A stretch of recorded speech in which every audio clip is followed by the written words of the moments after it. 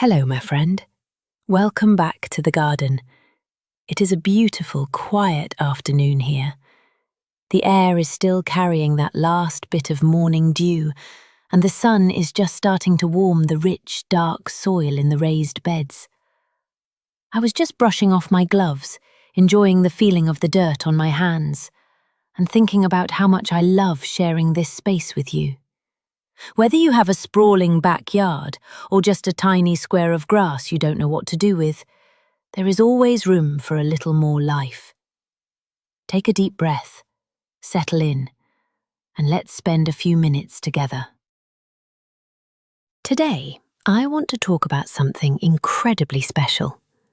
We're going to build a pollinator mini bed. We often think that to make a real ecological difference, we need acres of wildflower meadows. But the truth is, a single square meter of earth holds the power to resurrect a fractured ecosystem. When the right seeds meet the soil, sterile patches of turf transform into thrumming, hyper-local sanctuaries. This isn't just a garden. It is a vital refueling station for native bees and butterflies, bringing the hum of life and vivid beauty back to the most ordinary of spaces. By the end of our time together today, you'll know exactly how to plan, plant, and care for a tiny 3x3-foot flower patch that brings the bees back. I'll walk you through everything step by step, from choosing the most impactful plants to preparing the soil to knowing exactly how to water them. I want to demystify the process for you. You are completely capable of creating this beautiful haven. So, grab a warm cup of tea, pull up a chair by a sunny window, and let's dive into the simple magic of building a pollinator garden. To create a pollinator bed that truly thrives, we start by selecting what we call keystone perennials. These are the plants that support the absolute maximum diversity of bees, butterflies, and beneficial wasps. We don't need 100 different varieties. For a simple 3x3-foot space, we only need 4 powerhouse native plants. These beauties thrive across a wide range of climates, generally hardiness zones 4 through 8. But the most wonderful part about them? They are incredibly forgiving, resilient, and love a bit of tough love. First on our list is Echinacea purpurea, the beloved purple coneflower. We're looking specifically for a cultivar like Magnus, which has flat, horizontal petals that act as the perfect landing pads for larger bumblebees. Next, we need Asclepias tuberosa, or butterfly weed. You can choose the wild orange or a sunny yellow variety. This plant is non-negotiable because it is a vital host plant for monarch butterfly caterpillars. It produces a massive amount of nectar and has a deep, fleshy taproot that makes it incredibly drought-resistant once it settles in. Then we add Agastache funiculum, commonly called Anise hyssop.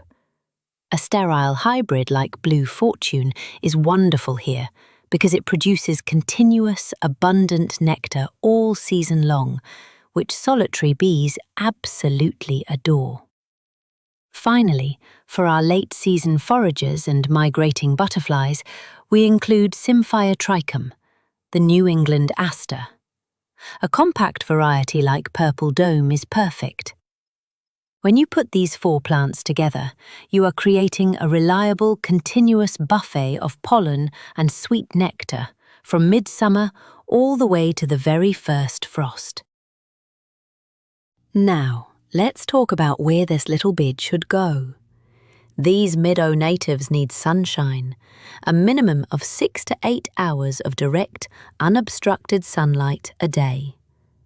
That bright light is what triggers them to produce sweet nectar and those wonderful floral scents. As for the soil, here is some wonderfully reassuring news. You do not need perfect, rich garden soil. In fact, These plants demand low fertility. Soil that is too rich in nitrogen will cause them to grow too fast, resulting in weak, floppy stems and very few flowers. Lean, humble soil is actually exactly what they want. Let's get our hands dirty and talk about preparation. You can do this in the spring or early autumn. First, pick your spot and physically strip away the existing grass or turf. We want to dig down about 12 inches. I know digging isn't always the easiest job, but turf grass is surprisingly aggressive. It will steal water from your new plants. By removing it entirely, you eliminate that hidden root competition, giving your native perennials a clean, peaceful bed to stretch out and establish themselves. Once the grass is gone, we prepare our soil matrix. Gently work in about 2 inches of mature, finely screened compost to improve drainage. Notice I didn't say to add synthetic fertilizer. Please, keep the heavy chemical fertilizers in the shed. Our native flora evolved beautifully in lean conditions. When we add rich synthetic nutrients, we actually disrupt the delicate, symbiotic networks of fungi in the soil. Just a little natural compost is all the food they need. The soil should feel loose and cool, crumbling effortlessly in your hands. Next comes the fun part, placing our plants in a simple 3 by 3 foot grid. Think of it like arranging a family portrait. In the back row, positioned so they don't shade the others, place one New England aster right in the middle, flanked by 2 Anise hyssops. In the middle row, plant 3 purple coneflowers, and in the front row, where it's sunniest, place 3 butterfly weeds. Space them about 15 to 18 inches apart. It might look a little sparse and tiny at first, but trust me, they will fill in beautifully together. When you are ready to dig, here is the most crucial step, the secret to avoiding garden heartbreak. Dig the hole twice as wide as the nursery pot, but exactly the same depth. The plant's basal crown, that little area where the green stems meet the roots, must sit exactly at, or even a 1/4 inch above, the surrounding soil. If you plant the crown too deep, it suffocates. Soil-borne pathogens will find it, and the stem will rot. So, keep them sitting high and proud. It's a tiny, gentle detail, but it makes all the difference in the world. Once everyone is tucked in, it's time for a good drink. We want to flood the root zone gently, maybe using a watering wand on a soft shower setting. For the first 3 weeks, give them a deep, generous soak twice a week. We want to practice deep, infrequent watering.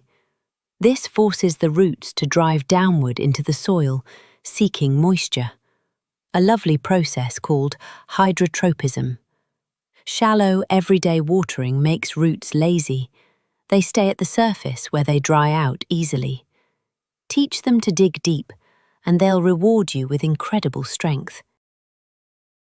Finally, let's lay down a blanket. Apply about 1.5 inches of undyed, shredded hardwood mulch or leaf mold over the bed. This keeps the soil cool and suppresses weeds. But here is the golden rule of mulching. Pull the mulch back to leave a 2-inch bare soil circle completely around the stem of each plant. Not only does this keep the stems from rotting, but those tiny patches of bare soil are exactly where lovely little ground-nesting solitary bees, like the Andrena species, can safely dig and excavate their nurseries. I want you to imagine this little garden at the absolute peak of summer vitality. It becomes a highly textured, moving tapestry. The echinacea stands tall, its rigid stems covered in microscopic, bristly hairs. the magenta petals gracefully drop downward, thrusting that magnificent spiky central cone up to the sun. It's a geometric marvel, transitioning from bronze to fiery orange at the tips. The Asclepias leaves are a deep, matte green, holding up clusters of bright neon tangerine flowers. Behind them, the Agastache forms dense violet-blue spikes. Picture a warm afternoon in late July. The heat is gently drawing out the essential oils of the plants. If you stand near the bed, you'll be enveloped in a sharp, intoxicating blend of warm licorice and sweet mint from the hyssop, mixed with the earthy scent of coneflower pollen. And the sound. The bed literally hums. You'll see a common eastern bumblebee land heavily, buzzing her entire body to shake the pollen loose.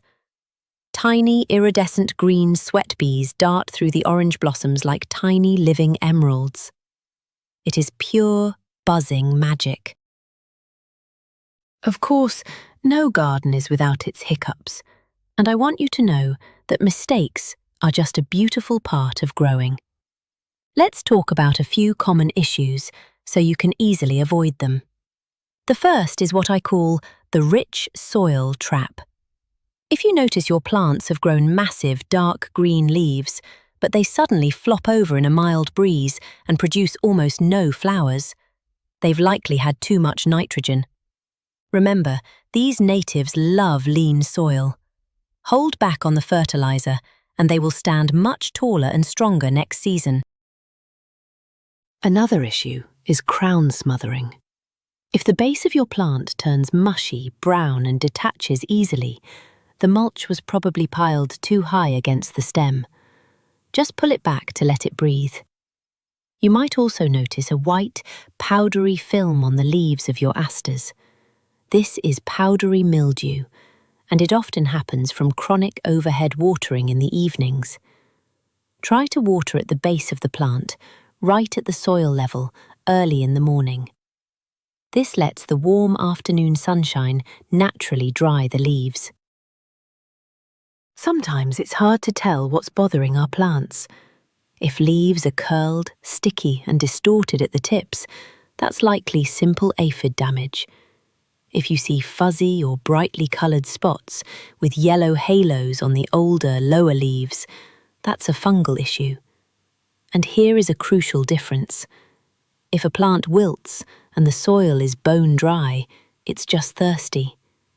But if it wilts, turns a sickly pale yellow, and the soil is soaking wet, it's actually suffocating from root rot. Let it dry out and ensure your soil drains well. One of the most heartbreaking mistakes happens in autumn. It's so tempting to cut all the dead stalks down to the ground to tidy up. Please don't. That standing debris is crucial winter habitat.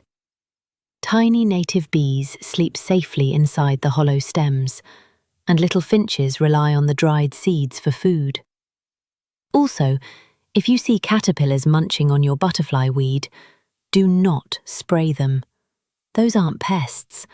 They are baby monarch butterflies. Eating the leaves is exactly what they are supposed to do to grow strong. Before we finish, let's clear up a couple of gardening myths. You might have heard that wood chip mulch steals nitrogen from the soil, starving your plants. While breaking down wood does use nitrogen, it only happens right at the very surface, the top 2 millimeters. It doesn't affect the deep roots at all. Also, please don't leave out dishes of sugar water for tired bees. It ferments quickly in the sun, creating toxic alcohols. The absolute best food you can give a bee is the fresh, sweet nectar from a living native flower. Gardening is a gentle practice of patience, my friend. It takes time for a garden to sleep, to creep, and finally to leap into its full glory. If you lose a plant along the way, please don't be discouraged. Nature is incredibly resilient, and every single season is a brand new opportunity to try again. When you look out your window and see a monarch resting on a petal you grew from a tiny seed, or hear the gentle hum of a bumblebee taking shelter in your yard, you will know that every bit of effort was worth it.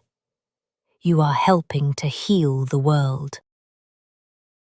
Thank you so much for spending this quiet time with me today. I hope you feel inspired to carve out a little space for the bees in your own yard. I would absolutely love to know what is growing in your garden right now, or what you are dreaming of planting next. Please share it with me in the comments below. If you enjoyed our time together, consider subscribing so we can share more cozy garden chats in the future. Until next time, take wonderful care of yourselves, enjoy the sunshine, and happy growing!